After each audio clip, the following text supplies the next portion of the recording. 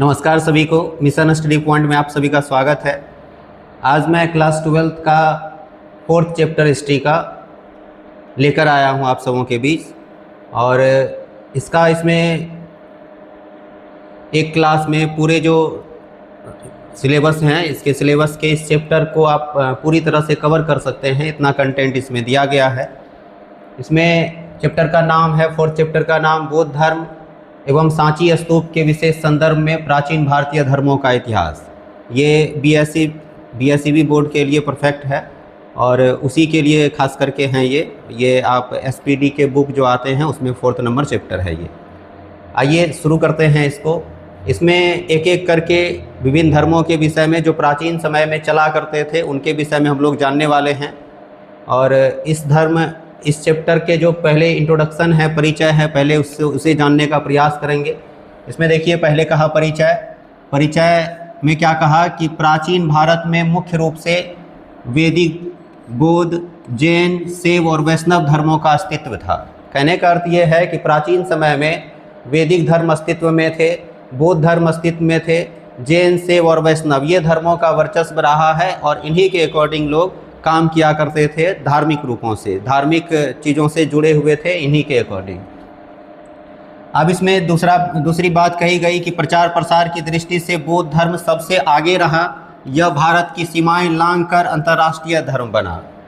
कहा कि इन सभी धर्मों में भी बौद्ध धर्म मुख्य रूप से प्रसिद्ध रहा है, क्योंकि ये धर्म भारत की सीमाएं लांघकर अन्य देशों में भी फैले और वहाँ से लोग बौद्ध धर्म की शिक्षा ग्रहण करने, उसके स्थलों को जानने भारत पहुंचने लगे। फिर कहा चीनी यात्री फाहियान और हुएनसांग बौद्ध साहित्य और स्थलों का अध्ययन करने ही भारत आए थे। कहने का मतलब है कि जब बौद्ध धर्म भारत की सीमाओं को लांघा, बौद्ध धर्म की अच्छाइयों के विषय में लोगों को पता चली, ये बातें सबको पता चली, तो अलग अलग जगहों से लोग आए ही। उसके साथ साथ चीन से दो महान यात्री फाहियान और हुएनसांग, जिसे आप बार बार जाने होंगे और इससे भलीभांति परिचित होंगे, ये दोनों बौद्ध धर्म के साहित्य और स्थलों की जानकारी प्राप्त करने और अध्ययन करने ही भारत आए थे। जिसमें से एक यात्री हुएनसांग है और इसे यात्रियों का राजकुमार कहा जाता है। आपके लिए ऑब्जेक्टिव प्रश्न बनता है, वस्तुनिष्ठ प्रश्न यहाँ बनते हैं कि यात्रियों के राजकुमार किसे कहे जाते हैं, तो आप याद रखेंगे हुएनसांग है, जो चीन से आए थे और इसका मुख्य उद्देश्य था आने का बौद्ध धर्म के साहित्य को जानना और उनके स्थलों को जानना। तीसरी बात कही गई, अगली बात, आधुनिक भारत के महामानव डॉक्टर भीमराव अंबेडकर, महापंडित राहुल संकीर्त्यानंद और दानवीर डॉक्टर सर हरि सिंह गौर ने बौद्ध धर्म को अपनाया। ये तो प्राचीन समय की बात है कि बौद्ध धर्म अस्तित्व में आए, उसमें ढेर सारे अनुयायी जुड़े, उससे उनकी शिक्षा ग्रहण की, उसका जो अनुसरण किया उनके सिद्धांतों का, महावर्तों का। लेकिन आधुनिक काल की जब बात की जाए तो ये 3 महामानव हैं जो बौद्ध धर्म को फिर से जगाया और फिर से उनको याद करने के लिए, उससे लोगों को जोड़ने के लिए प्रेरित किया। कुछ अच्छाइयाँ जरूर रही होंगी उस धर्म में, जिसके कारण आधुनिक काल में ही ये 3 महामानव उन धर्मों से जुड़े। कौन सा? डॉक्टर भीमराव अंबेडकर, महापंडित राहुल संकीर्त्यानंद और डॉक्टर सर हरि सिंह गौर। ये आधुनिक काल में बौद्ध धर्म को अपनाया और इनसे प्रेरित होकर के आधुनिक काल में ढेर सारे लोग भी बौद्ध धर्म से जुड़े। अगली बात कही गई, राहुल संकीर्त्यानंद कौन है? तो कहा इन्हें श्रीलंका के विद्या अलंकार विहार ने त्रिपिटकचारी की उपाधि दी। ये त्रिपिटकचारी कहलाते हैं। त्रिपिटक क्या है? संक्षेप में आप जान लें। त्रिपिटक बौद्ध धर्म के 3 साहित्य, महान साहित्य हैं, पवित्र ग्रंथ हैं त्रिपिटक, और इसमें 3 पीटकों के समूह हैं। 3 पीटक, 3 ग्रंथ को मिलाकर के त्रिपिटक कहा जाता है, जिसमें विनय पीटक, सूत पीटक और अभिधम पीटक आता है। इनके सम्मिलित रूप को ही त्रिपिटक कहते हैं और त्रिपिटक के ये रचयिता हैं, अच्छे जानकार हैं। इस कारण से इसको त्रिपिटकचारी की उपाधि राहुल संकीर्त्यानंद को दी गई है। उसके बाद है डॉक्टर सर हरि सिंह गौर। इन्होंने स्पिरिट ऑफ बुद्धिज्म, ये पुस्तक, ग्रंथ का नाम है स्पिरिट ऑफ बुद्धिज्म नामक पुस्तक लिखकर बौद्ध धर्म को एक नया आयाम दिया। ये इस पर बौद्ध धर्म पर आधारित एक पुस्तक लिखी इन्होंने, जिनका नाम था स्पिरिट ऑफ बुद्धिज्म। आइए आगे देखते हैं। सबसे पहले इसमें आप देखें वैदिक धर्म आया। वैदिक धर्म का क्या इतिहास रहा इनको संक्षेप में जानेंगे। कहा वैदिक धर्म के विषय में कि मनुस्मृति के अनुसार वेदोखिलो धर्म मूलम, कहा कि अर्थात सभी वेद ही धर्म का मूल है, वेद को ही धर्म का मूल माना गया, स्रोत माना गया। उसके बाद वैदिक काल को दो मुख्य भागों में विभाजित किया गया। कौन सब दो मुख्य भाग? तो पहला है ऋग वैदिक धर्म। वैदिक धर्म को दो भाग में कौन से? ऋग वैदिक धर्म में विभाजित किया गया। इसकी जब काल की बात की जाए वैदिक धर्म की तो आप याद रखेंगे इसका काल है 1500 ईस्वी पूर्व से 1500 ईस्वी पूर्व से 600 ईस्वी पूर्व, 1500 ईस्वी पूर्व से 600 ईस्वी पूर्व इसका काल रहा है। और इन्हीं कालखंड को दो भागों में विभाजित किया गया। वह दो भाग है ऋग वैदिक धर्म और उत्तर वैदिक धर्म, जिसमें आप पहले जान रहे हैं ऋग वैदिक धर्म के विषय में। कहा इस काल में ऋग वेद की रचना हुई। इस समय देवताओं को प्रकृति के तत्वों के रूप में 3 श्रेणियों में बांटा गया। ऋग वैदिक काल में देवताओं को 3 श्रेणियों में विभाजित किया गया उनके स्रोत के आधार पर। पहला क्या है? तो पृथ्वीवासी देवता, दूसरा अंतरिक्षवासी देवता और तीसरा आकाशवासी देवता। इनको अलग अलग मान्यताओं के अनुसार अलग अलग देवताओं में विभाजित कर दिया गया। पृथ्वीवासी देवता में पृथ्वी, अग्नि, सोम और बृहस्पति आते हैं और अंतरिक्षवासी देवता में इंद्र, वायु, मरुत, रुद्र और पूषण आते हैं। और वहीं आकाशवासी देवता की बात की जाए तो वरुण, मित्र और सूर्य आदि आते हैं। अब इसके महत्वपूर्ण तथ्यों में आप देखें। कहा महत्वपूर्ण तथ्य क्या है? कहा कि इंद्र सबसे प्रमुख देवता थे इस काल में। ऋग वैदिक काल में इंद्र सबसे प्रमुख देवता हैं। इसका उल्लेख ऋग वेद में 250 बार किया गया है। ऋग वेद में इंद्र देवता का उल्लेख 250 बार है। और इन्हें कहा कि इन्हें वर्षा और युद्ध का देवता माना जाता था। अग्नि का उल्लेख ऋग वेद में 200 बार मिलता है। वरुण जो हैं इन्हें शक्ति, नैतिकता और समुद्र का देवता माना गया। और इन्हें इस कारण से समुद्र देवता होने के कारण इसे ऋतस्य गोपा भी कहा जाता है। यह वरुण को ऋतस्य गोपा के नाम से जाना जाता है। ये इंपॉर्टेंट बात है, इसमें आप इसको नोट कर सकते हैं कि ऋतस्य गोपा किसे कहा जाता है? वरुण को। उसके बाद कहा कि ऋग वेद में कुल सूक्तों की संख्या 1028, मंत्रों की संख्या 10,500 और इसे कुल 10 मंडल में विभाजित किया गया है। ये ऑब्जेक्टिव प्रश्न के लिए, वस्तुनिष्ठ प्रश्न के लिए महत्वपूर्ण पॉइंट्स हैं ये। क्या कि ऋग वेद में सूक्तों की संख्या 1028, मंत्रों की संख्या 10,500 और कुल इसे 10 मंडल में विभाजित किया गया है। और गायत्री मंत्र की यदि बात की जाए तो गायत्री मंत्र इन्हीं वेद के भाग हैं। गायत्री मंत्र का उल्लेख ऋग वेद में ही किया गया। ये भी आपसे प्रश्न पूछा जाता है कि गायत्री मंत्र का उल्लेख किस वेद में है, तो आपका जवाब होगा ऋग वेद में। और ऋग वैदिक काल में ही ऋग वेद की रचना हुई। इसी कारण से इसे ऋग वैदिक धर्म या ऋग वैदिक काल के नाम से जाना जाता है। अगली बात है, इस काल में यज्ञ सरल थे। यज्ञ कराना जो था वह सरल था, आसान था, कम बजट में हो जाते थे और कम उसमें नियम भी थे।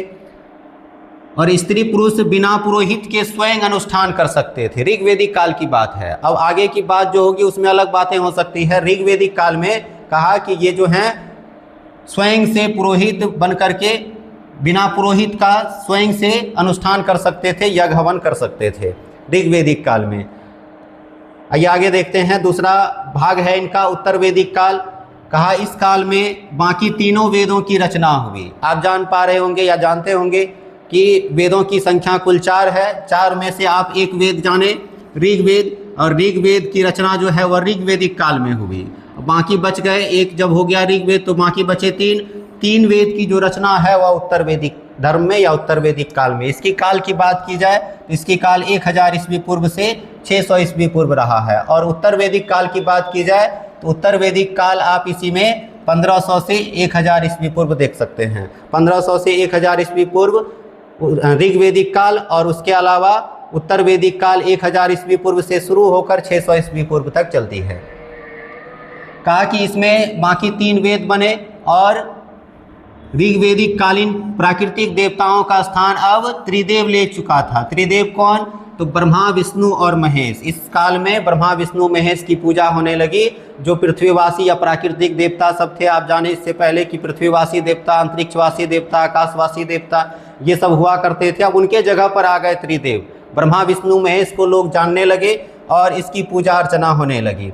उसके बाद है शेष तीनों वेदों का विवरण इसमें, कि बाकी जो तीन वेद हैं उसमें क्या सब संकलित हैं, कौन कौन बातों का जिक्र है उसमें, जिसमें कि आप पहला जान रहे हैं यजुर्वेद। यजुर्वेद में यज्ञ संबंधी मंत्रों और नियमों का, विधानों का वर्णन है ना। उसके बाद दूसरा आता है सामवेद। सामवेद में कहा कि इसमें यज्ञ के समय गाए जाने वाले मंत्रों अर्थात संगीत का संग्रह है। आप संक्षेप में कह सकते हैं कि सामवेद में संगीतों का वर्णन है। और अथर्ववेद में इसमें तंत्र मंत्र, जादू टोना, आयुर्वेदिक औषधियों का विवरण मिलता है। तीनों वेद, चारों वेदों में आप यदि उसके कार्यों को जाने कि क्या क्या उद्देश्य था और कौन कौन से बातों का जिक्र है उसमें, तो ऋग्वेदिक काल में देवताओं की स्तुति का वर्णन है, यजुर्वेद में यज्ञ संबंधी मंत्रों का वर्णन है, सामवेद में संगीतों का वर्णन है, और अथर्ववेद में तंत्र मंत्र, जादू टोना, इन बातों का वर्णन है। आयुर्वेदिक औषधियों का वर्णन अथर्ववेद में मिलता है। इस प्रकार से ये तीनों वेद की रचना हुई और तीनों वेद में अलग अलग बातों का जिक्र किया गया।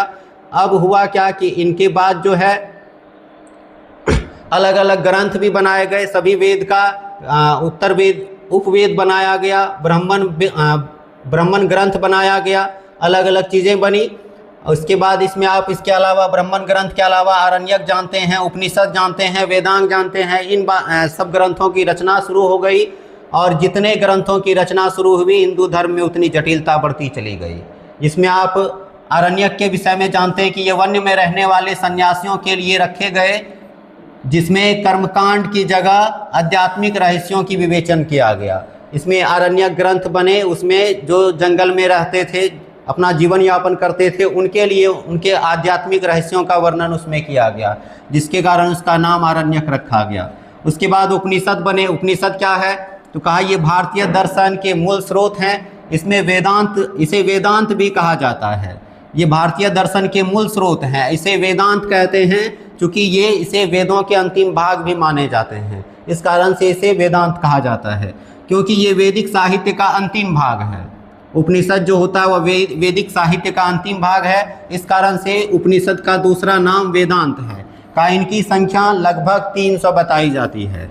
ज़्यादातर जगहों पर आप उपनिषद की संख्या 108 पढ़ते हैं कुल, लेकिन लगभग यदि बात की जाए तो लगभग 300 इनके उपनिषदों की संख्या है।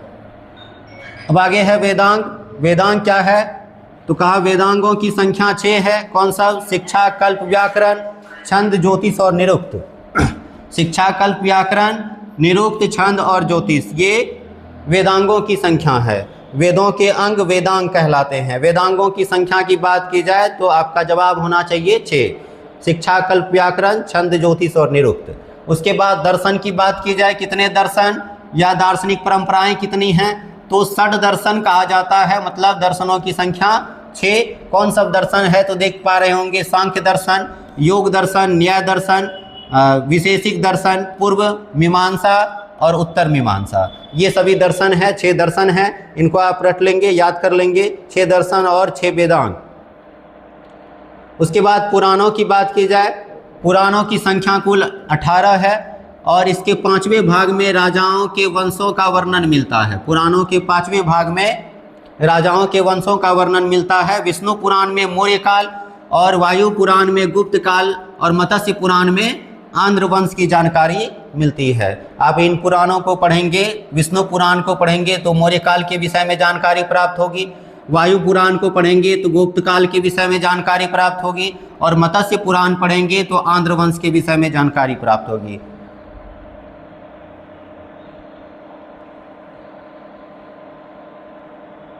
उसके बाद आता है आश्रम व्यवस्था। आश्रम व्यवस्था क्या था तो कहा देखिए कि प्राचीन समय में लोगों का जो जीवन काल होता था आश्रम व्यवस्था के तहत, मानव की आयु लगभग मानी गई औसत आयु 100 वर्ष, और 100 वर्ष मान करके इन्हें 4 भागों में विभाजित कर दिया गया। वह 4 भाग कौन सब है तो पहला कहा ब्रह्मचर्य आश्रम, दूसरा गृहस्थ आश्रम, तीसरा वानप्रस्थ आश्रम और चौथा था संन्यास आश्रम। इसमें ब्रह्मचर्य आश्रम में काम क्या होता था और इसकी आयु सीमा क्या होती थी? आयु सीमा 0 से 25 वर्ष यानी जन्म से 25 वर्ष तक।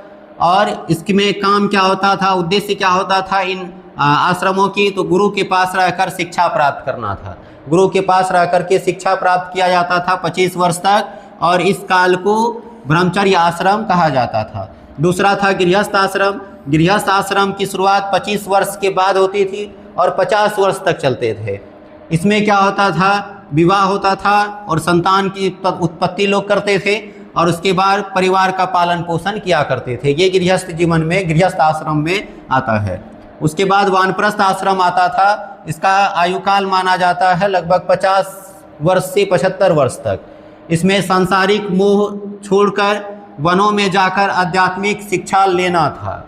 अब यहाँ लोग क्या करते थे, गृहस्थ आश्रम में जो जीवन व्यतीत होता था, 50 वर्ष की आयु जब उनकी पार कर जाती थी तो लोग वानप्रस्थ आश्रम के लिए निकलते थे। मोह माया का त्याग करके आध्यात्मिक शिक्षा लेने के लिए वन जाते थे और 75 वर्ष की आयु के बाद उन्हें संन्यास आश्रम जीना पड़ता था, संन्यास आश्रम में जाना पड़ता था। इनकी आयु सीमा 75 वर्ष से 100 वर्ष तक हुआ करती थी। सभी सांसारिक संबंध को त्याग कर मोक्ष के लिए तप करना था। इसमें मुख्य उद्देश्य इस आयुकाल का या इस आश्रम का सभी संबंध को त्याग करके मोक्ष की प्राप्ति के लिए तप करना था और ये संन्यास आश्रम कहलाते थे। ये आप वैदिक धर्म के या वैदिक काल के आश्रम व्यवस्था को लिख सकते हैं कि आश्रम व्यवस्था क्या था। आश्रम व्यवस्था को प्रत्येक मानव की आयु को 100 वर्ष मानकर उन्हें 4 भागों में विभाजित कर दिया गया और चारों भागों का अलग अलग नाम दे दिया। ब्रह्मचर्य आश्रम, गृहस्थ आश्रम, वानप्रस्थ आश्रम और संन्यास आश्रम। इनकी आयु सीमा भी निर्धारित कर दी गई।